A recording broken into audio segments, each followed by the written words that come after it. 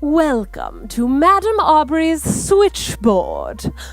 I have 3 predictions for the streaming year 2018. Number 1. Rob Baynard's pants will get shorter. Number 2. Nick Nagurka's mustache will start curling at the ends to fulfill his destiny as one of the 3 Musketeers. Number 3. Instagram Live will not release its API. Oh, wait. Something's coming in. I have another prediction. Yes? Yes? It's new. It's live. It's now? Oh. This is Ready Take Live.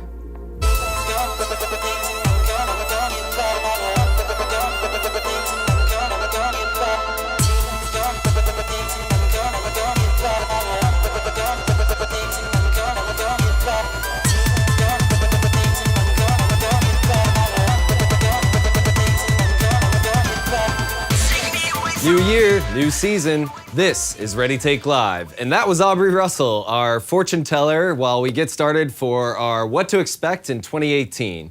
This is Ready Take Live, and we give you the latest in tech news and entertainment centered around live video. We help you stay up to date on what's happening and help you bridge the gap between big budget broadcast and live social streaming. This show airs live Friday in 4K resolution from LiveX Studios in Midtown Manhattan, just west of Times Square, and we're really excited to kick off the new year with a look ahead to 2018. Get notified each week by subscribing to @LiveX Production on Facebook, Twitter, Instagram, and YouTube. And we'll be answering your questions and comments with the Wowza Clearcaster and tag board this time. So you can @me @Rob Baynard using the hashtag ReadyTakeLive or send it to @LiveX Productions. We'll be using Tagboard to answer your questions and comments throughout this whole season, so we're really excited to get that going. Tell us what you like, what you don't like, and ideas you have for future episodes. But for the best viewing experience, subscribe to our YouTube page to watch in 4K. Let's get right into it and welcome into from the control room my co-hosts Aubrey Russell and Nick Nagurka. What's up, guys? Hey. How y'all doing? How y'all doing? You excited for 2018? So pumped. So pumped. Oh yeah, definitely stoked. Nice, nice. Well, we got a great show lined up where we try to look ahead and predict what we hope to see in 2018, both from camera and hardware manufacturers and also from live broadcasts and streaming platforms. But first, let's check out the latest in live news and entertainment and find out what's going on.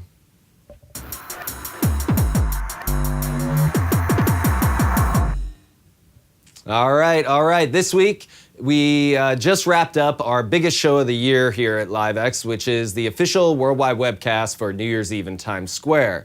Now, this is a massive endeavor that requires people to start running fiber for us about a month ahead of time, and then we bring in all of our crew and equipment. I believe our crew was up to like 76 this year.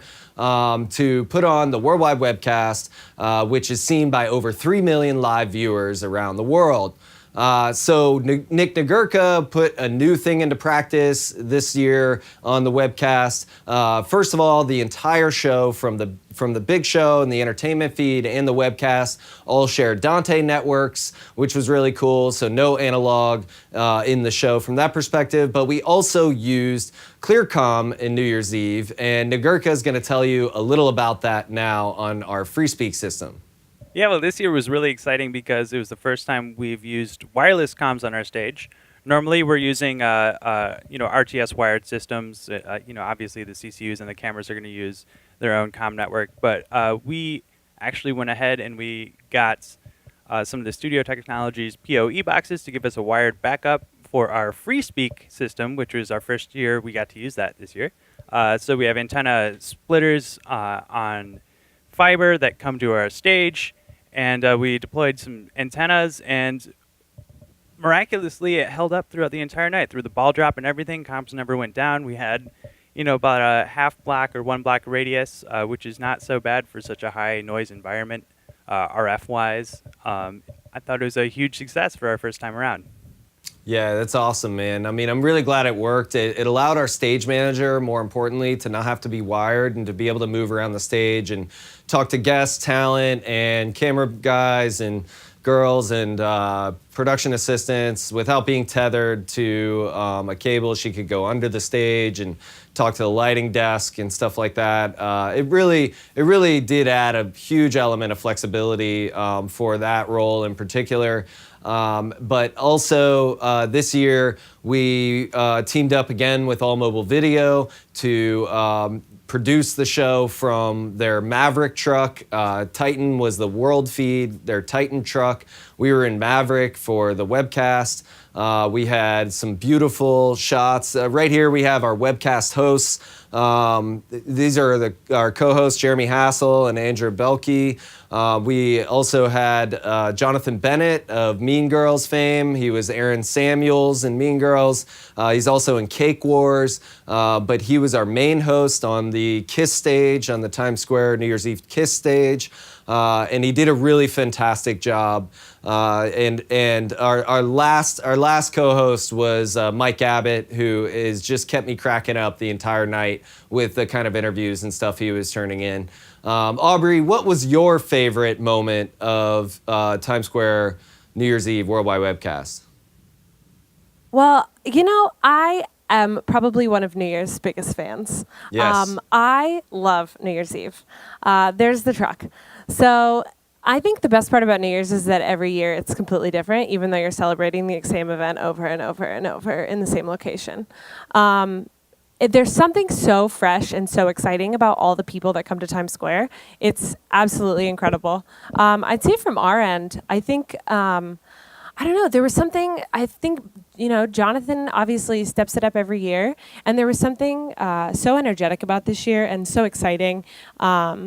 Rob, you did a fantastic job with cameras. I feel like they looked absolutely stunning. They told the story of Times Square so beautifully.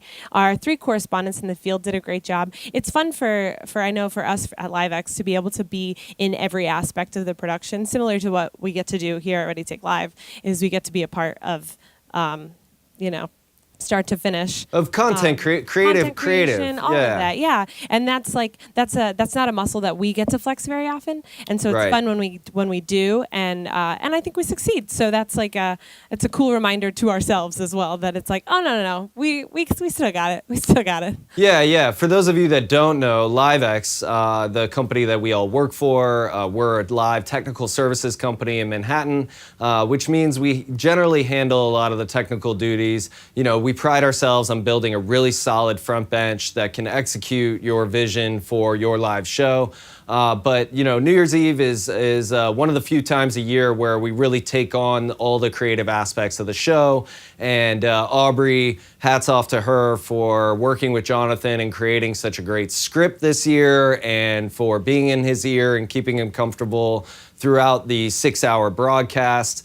And for all of those funny moments that you all built into the segments. They were really great.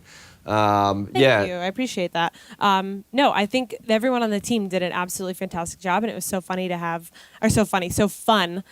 so many LiveXers on the team. I do think of our little company as a big family, and what better way to celebrate New Year's than with your family and all the other millions of people watching. Yeah, absolutely. And, I speak for everyone here at LiveX that there's nothing we would rather be doing than working on a huge live show on New Year's Eve. I mean, a lot of people are all about the champagne and the parties and stuff like that. We have the lucky benefit of being able to do that all year round. And when it comes to New Year's, my wife is a little disappointed at times, but I've been working on New Year's in some capacity, not this show in particular, but in some capacity on New Year's for the past 9-10 years. Without interruption. So it's our biggest night of the year. It's New York's biggest night of the year. All eyes around the world are looking onto Times Square to watch the ball drop, and we were really happy to bring that to life for everyone with all the Reveler interviews, all of our beauty shots of the ball, and those performances. I thought Andy Grammer did an amazing job with Imagine. He got a little teary-eyed at the end. It was really great. He did do an incredible job. Yeah. I have to say that, I feel like he was one of the first people to bring such a fresh perspective on it that was still very good and true to him, but also true to the original song. I was very impressed. Yeah, One of my yeah, favorite and matches. what I loved about Andy Grammer in the interview that we had him on the Kiss stage, on the webcast stage, is that he just seemed so authentic, and he genuinely really wanted to be there. And God bless him, he had to get on a private charter that night, I think, to go to perform at the Rose Parade the next day. So that's a massive deal for him to have to perform in sub-zero wind chills on New Year's Eve, and then to turn around and go perform again in Pasadena, California. So hats off to Andy Grammer. Well done. Great job to you, to Jonathan Bennett, Andrea Belke, Jeremy Hassel, Mike Abbott, everyone who took part in our New Year's Eve in Times Square show. But that was not the only show that happened on New Year's Eve. I'm not really sure. I'm still debating this. I've been working on it, of whether or not this was a show, but hashtag My Dubai New Year, hashtag Light Up 18, was an event put on by Downtown Dubai. And Dubai is trying to become like a Times Square type destination for New Year's Eve. And they had an amazing projection mapping and light display on the Burj Khalifa that I was super impressed with. Although it was a little weird, it seemed like they had a few helicopters circling it with cameras. They had some jibs and some crowd shots, but there was no hosts from what I could see. There were no interviews.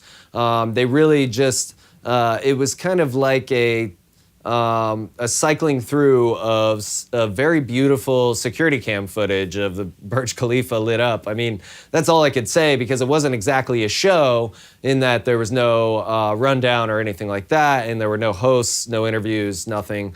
So I'm just not really sure what to make of it, but I am glad to see another city doing New Year's Eve some justice and putting on a huge light display. The Burj Khalifa looked absolutely incredible. Definitely. So I would say that, yes, but also, if New York's not expensive enough, go to Dubai for New Year's. That's Right. like the two most expensive cities in the world are now the two biggest New Year's destinations, which seems a little weird to me that Dubai would decide that they need to take that over. But Yeah, I agree. But, I love big live shows. I love big projection mapping and stuff like that. So for those of you who haven't seen it, check out hashtag My Dubai New Year or hashtag Light Up 18 to go find some footage on that. Now, thanks to Nick Walsh, our graphics operator, for tipping us to this next piece of content. Amazon Prime had live coverage of the Rose Parade with Will Ferrell and Molly Shannon portraying notable health and fitness expert Cord Hosenbach and former LA Law alum Tish Cadigan were the two characters that they portrayed in their coverage of in their Amazon Prime coverage of the Rose Parade. There was a lot of mixed reviews. There was a lot of one-star reviews on Amazon. A lot of people just didn't get the joke. But for those of us like myself and everyone here, it was really, I really enjoyed seeing some of the content from the Saturday Night Live alums there. So I don't know if we can get Nick, if he can come over and say a few words, if that's possible. yeah, I'm gonna pass off. We're gonna pass off a mic. All right. Yeah, he was dying over this. I mean, go ahead, man. Yeah, I watched a little bit of it because, it's like parade coverage, so it's like pretty repetitive. But I watched a little bit of it, and it's pretty great. It's exactly what you would expect if you're like, hey, Will Ferrell, can you just talk for 2 hours straight with no interruption? So him and Molly Shannon had like characters and everything, and but they were totally improvising and killing it. And I think it was really fun to watch, just like working on shows like that all the time, just see someone have a sense of humor about it. I think it was really great. And even like the opening number with Todrick Hall was so great. They had this cool like green screen garage thing that they keyed on, and it like looked cheap, but I think it just like worked for the whole event. And I'm not really that big into sports, so the whole like group of people who don't like that what they did with the Rose Bowl, I kind of don't really understand, but maybe it's a bigger deal than I thought. But I think it was really cool to take parade coverage, which we're so used to being done in a certain way, and just having a sense of humor and a unique spin on it. Yeah, absolutely. I mean, this was brilliant by Amazon, in my opinion. And for those of you who didn't get to catch it, don't worry. Amazon Prime has made the VOD available, I believe, until I think I saw somewhere like February 8th or something like that. So you can go back and feel free to tune in, watch the Rose Parade coverage with Cord and Tish. Hashtag Cord and Tish for all those out there that want to see some of the special behind the scenes moments on Twitter and stuff like that. Well, and I'm like, okay, sure. They didn't diss the football game. They didn't even No. diss the Yeah, parade. people had problems with the people parade. Need to calm down. Like it's a parade. We do this every year. It's funny. Like, I mean, I don't know. There's a sense of humor. It's a rose parade. It's a bunch of floats made of flowers. Like, come on. This Yeah, is like I mean, the most outlandish thing ever. I know those of you in California who are lucky enough to have rose gardens, unlike us in New York, might get a little offended if they're poking fun at these amazing floral arrangements that are motorized and rolling down the road. It was something that like I used to watch with the family when I was a kid growing up, and it seemed like a lot of people who got their feathers ruffled just need to lighten up. And how are they even watching Amazon Prime Video to begin with? Because, like, honestly, let's face it, that's really more of a millennial thing, a cord cutter thing. And I don't think most people who have Amazon Prime Video subscriptions and who watch it regularly are going to be concerned with the reverence that is the great event of the Rose Parade. But that's just me, and I know I'll get a little hate mail from you all, but that's all right. Let's move on because we got a lot of stuff to get through in this episode. And I want to take a moment to congratulate Cheddar, the leading post-cable news network, for turning 2 this year. Cheddar, just recently, they turned 2, and they rang the bell, the New York Stock Exchange, to celebrate the anniversary. They started as a financial news network aimed at millennials. They started with one studio on the floor of the New York Stock Exchange, which myself, LiveX, and the rest of the team here, Aubrey in particular, Aubrey and I worked that show about every day for the first 3 months of their existence and helped them build their studio on the floor of the New York Stock Exchange. They've since expanded. They have a studio in the glass prow of the Flatiron Building. They have another studio that they opened up in LA. And I really was proud to see John Steinberg, Ryan Gordon, Michael Bierman, James Marshallo, Liam Rockland, all the Peter Gorenstein, all the folks, Melissa Rosenthal, all the folks up at the top ringing the bell to commemorate their 2-year anniversary. Congratulations to Cheddar. And Aubrey, you worked on that show with me when you first started at LiveX. Tell me about like some of your reflections on how they've grown up since their start. Audio. I blame the Clearcom on that because I definitely hit the button. Just kidding. We love you, Clearcom. They started with 3 cameras and now they have 2 master control rooms. Like they have grown exponentially and it's incredible to watch. And it's really cool to see an idea that was so fresh actually start to catch on. Like they now have a studio in Santa Monica. Yes, Santa Monica. Yeah. That they also do hits from. And I believe they take to their control room in New York. They don't have a control room out there. But our talent for New Year's, Jonathan Bennett, did his PR person got him an interview on Cheddar in Santa Monica to promote New Year's Eve without us doing anything. This was not LiveX being like, oh, our friends at Cheddar have a studio. You should talk to them. This was just Cheddar being able to keep up like that. Like that's impressive. And obviously I expected, because it's an amazing team that they put together. It's not a bunch of people who don't know what they're doing. These people are very good at their jobs, and I am excited to really see where it's going in the future. And more and more people that I talk to have heard of it. I kept my Cheddar hat because you never know what it's going to be worth someday. Yeah, absolutely. I mean, it's amazing to see them grow from a few Facebook Live hits in the early beginnings to now they're a fully linear network on the YouTube Skinny Bundle, the YouTube TV. They're also on Facebook Watch. They're one of Twitter's live schedule partners, so they're live on Twitter as well. They're also on Sling and a bunch of other places. Basically, anywhere you consume content, you can find Cheddar. I think it's really entertaining to watch. I think they do a great job, and I wish them all the best after their second year and continuing on, because bright things are ahead for everyone at Cheddar.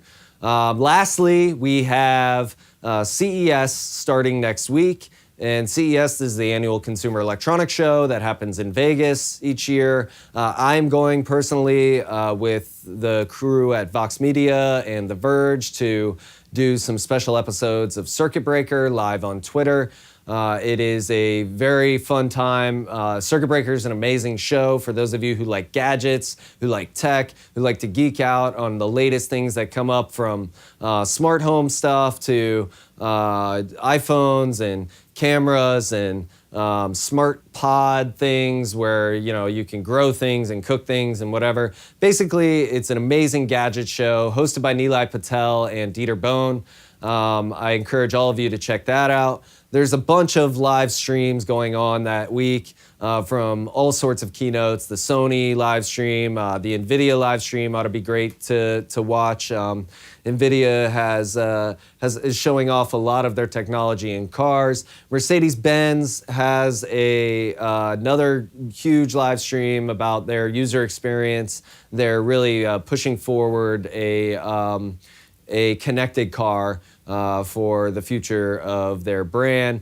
And I think that there is a lot to see and do there. So if you're going to be at CES next week, at me, at Rob Baynard, or at LiveX Production, and we'll see if we can link up and, grab a drink or something. But, very notable, important, FCC Chairman Ajit Pai won't be at CES 2018.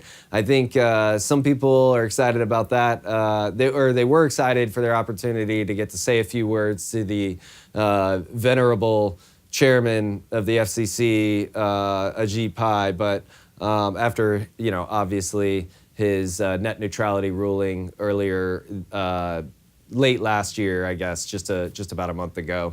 But that's what's going on in live media in and around the world. And now it's time to turn to some of the coolest tools for live production. And we look at what's ahead in this week's Ready Takes.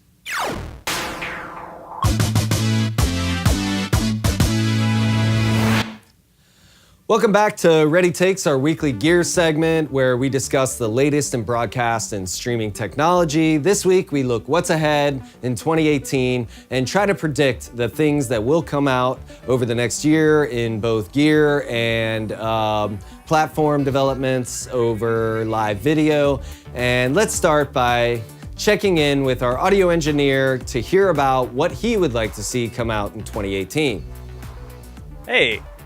For 2018, I would like to see more fiber transport for 12G SDI. There are a number of companies offering single, throw-down transceivers from, let's see who we have here. We have, HAA's, they have 12G Fidos that just came out. Links Technic has their 12G Yellow Bricks. Bluebell has some 12G transport. And there are a number of other companies, such as, I think, Camplex is offering some 12G transport, but they're all single transceivers.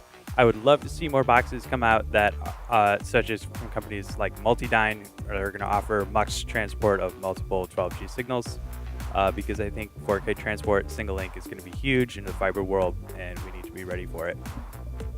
Awesome. Yeah.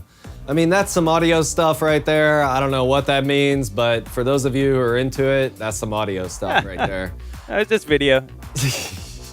No, it's all good. It's all good. No, we are excited about that stuff. Hopefully, we'll see more fiber transport and stuff like that for 4K because we are trying to move everything to 4K. For camera manufacturers, we need to see more 12G SDI output on cameras so we can get a locking SDI connection for 4K content. Even Red doesn't offer this. It's pretty sad.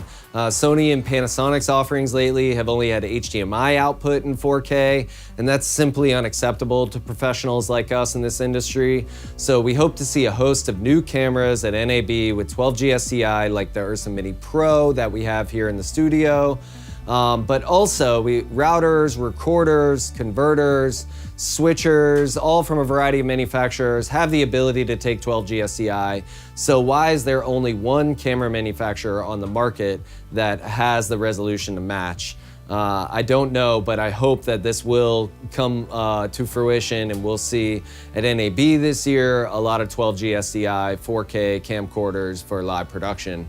Now, for lens manufacturers, we saw a trend of economical zoom lenses from Canon and Fujifilm. As we mentioned in our last episode, the Canon CNE 18-80 and 70-200 millimeter Cineservo lenses shattered the price points of a servo zoom in the Super 35 range for about $5,500. And we'd like to see a lot more of that in that price range with full servo electronic zoom capability for live production. Now, Fujifilm, Fujinon released some zoom variants for Sony E-mount this past year, which were really cool. Great price point on those as well, but they didn't include servos or the ability to attach one of the Fujifilm servos onto that zoom.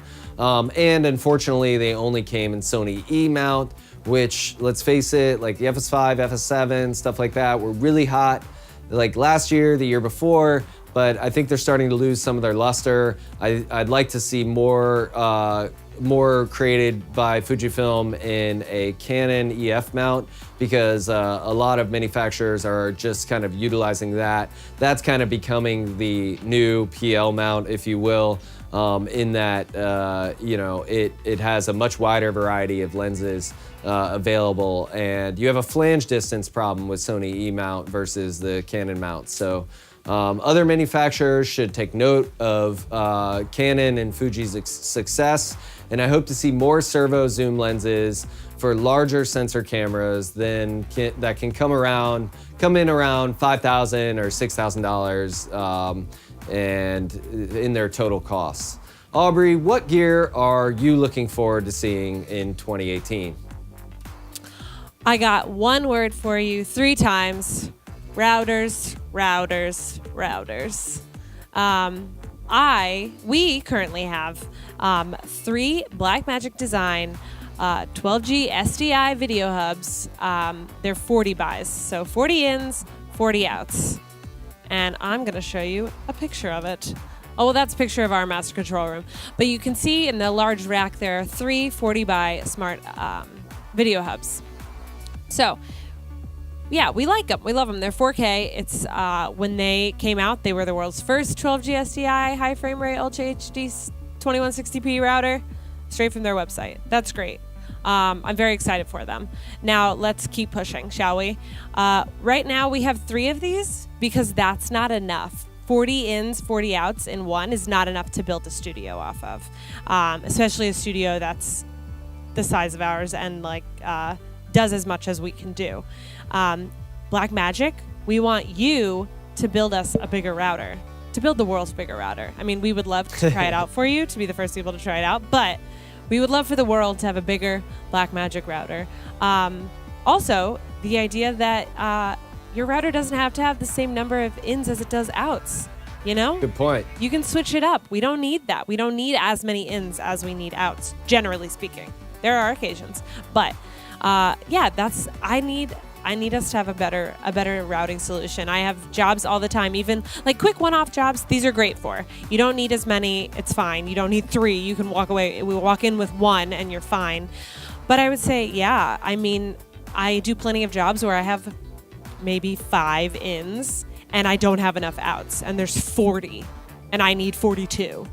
So So yeah, routers, routers, routers. Yeah, happens all the time. I mean, we really need more outs, and Blackmagic has always made larger routers. One of my favorites for field work was the 72 by, which they completely removed from their lineup altogether, and that was really disappointing. They have a 288 by 288 that really is the one that we are waiting for.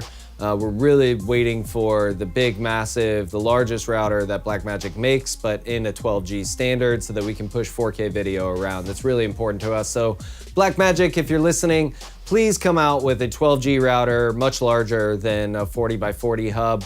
So, I don't have to drive people crazy with everything, all the routing crossovers that happen in our MCR and in our studio to make it happen. We need to simplify things, Blackmagic. So if you could, which I know you probably never will because you never have, if you could take a page out of AJA's book and give us more outs than ins, I would really appreciate that as well. So Or throwing that card out there. Yeah. Like a little compare and contrast to get people listening. Yeah, I mean, hey, look, everyone's doing 12G routing these days. I mean, Evertz has 12G routers. Ross, the Ultrix, is an amazing 12G router. And like, unfortunately, AJA is a little slow to the game. They're still like stuck in, they thought like quad SDI was gonna be the thing for 4K, but it's not. Like, we're already well past that. Blackmagic's coming out with 8K converters.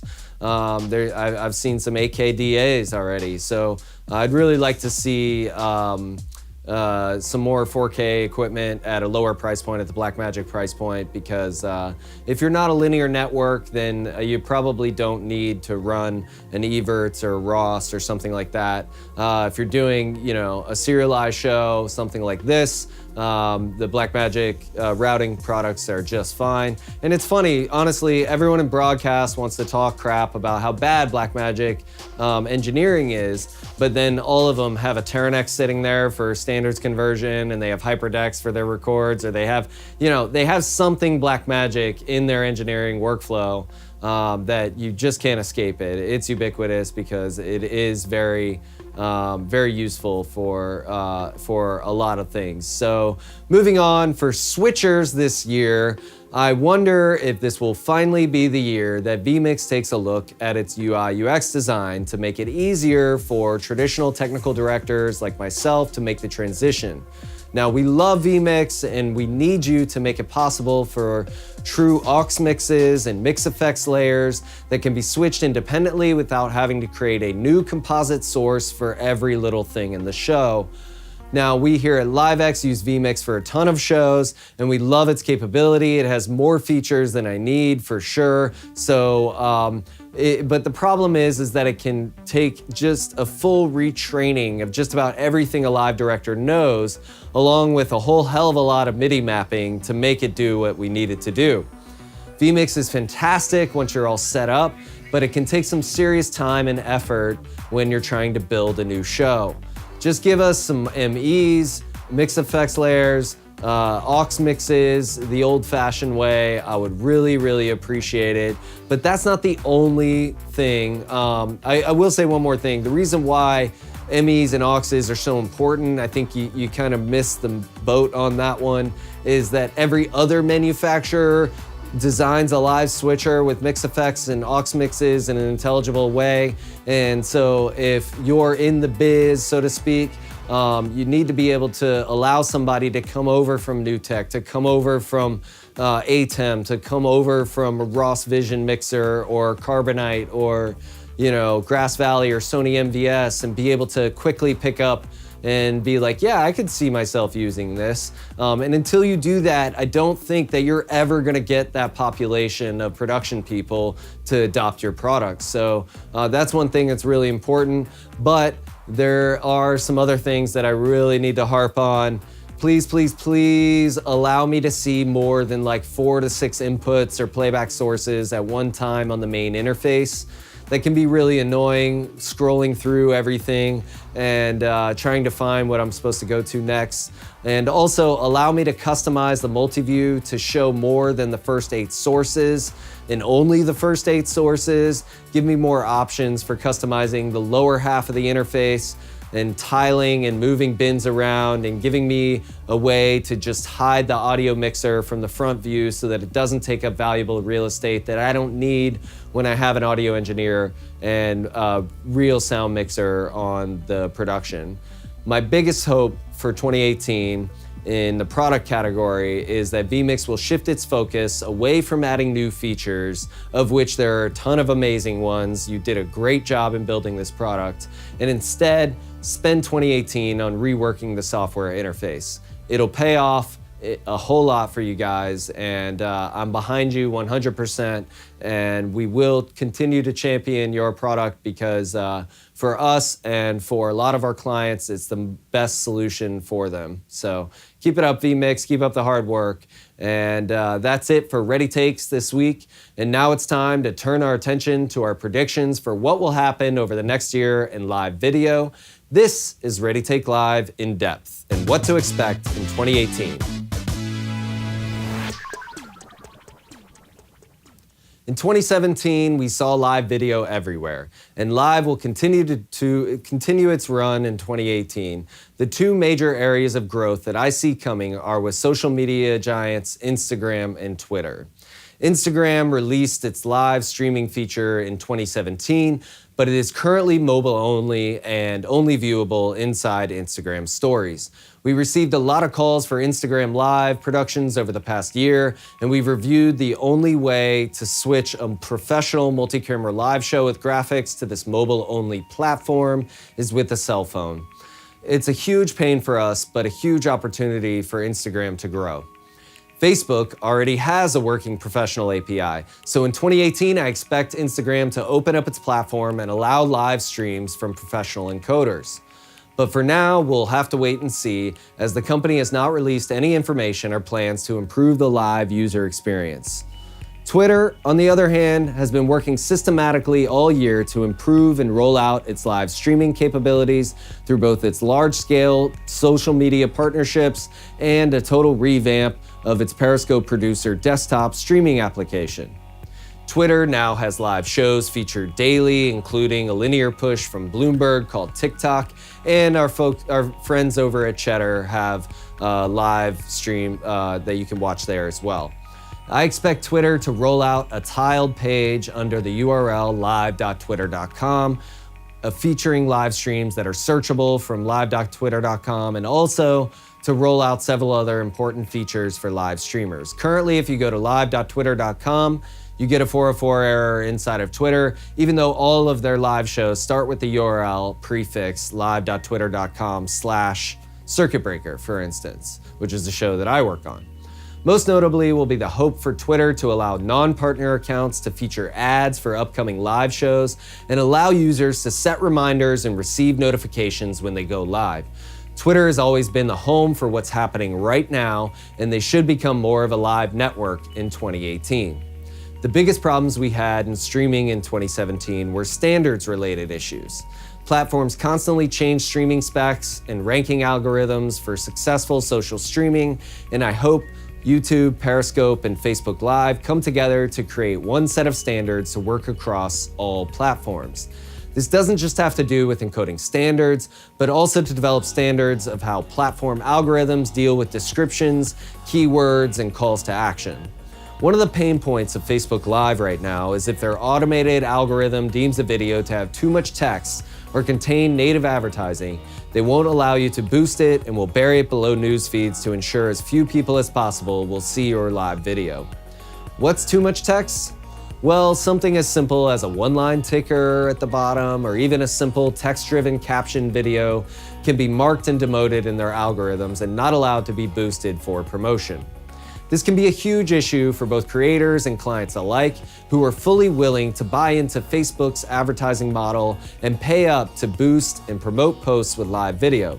But Facebook makes it harder and harder with every platform change for us to both spend money on Facebook and for them to feature live video on Facebook. Finally, What we hope to see in 2018 from Facebook, YouTube, Periscope, and Twitter is a more human approach to combating fake news, spam, content ID, copyright issues, and any other types of unintended consequences of hosting user-generated video at scale. When I was at Livestream, we had a large NOC team of actual people monitoring the platform, pulling down any content that violated our terms of service, use, copyright infringements, things of that nature. Now, I get it that monitoring many Facebook profiles at once is nearly impossible, but I have to think there is a way to compromise and allow videos flagged by their automated systems for copyright, clickbait, engagement, fake news, that they can then be sent to a team of actual humans who can at least select items at random for a sanity check against their automated systems. There needs to be a differentiator between the bad and the bordering criminal posts and those of us who are just trying to do good work. And that can come with more people. They've already been instructed by Congress to hire more people to combat fake news, but instead they always want to tout a new algorithm, a new computer machine learning model, and I think that's just the wrong approach.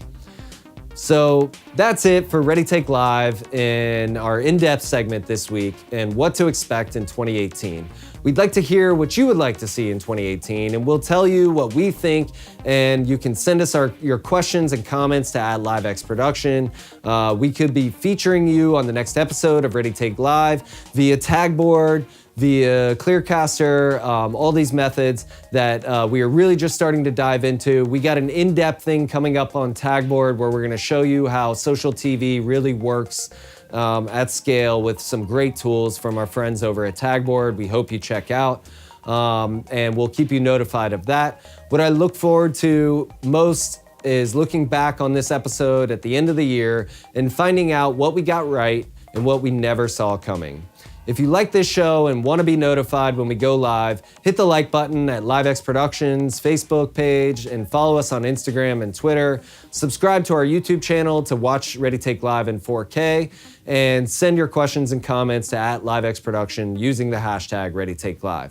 Big thanks to Tagboard for helping us bring in social comments and questions in real time. And huge thanks to Wowza for letting us use their Clearcaster encoder for Facebook Live.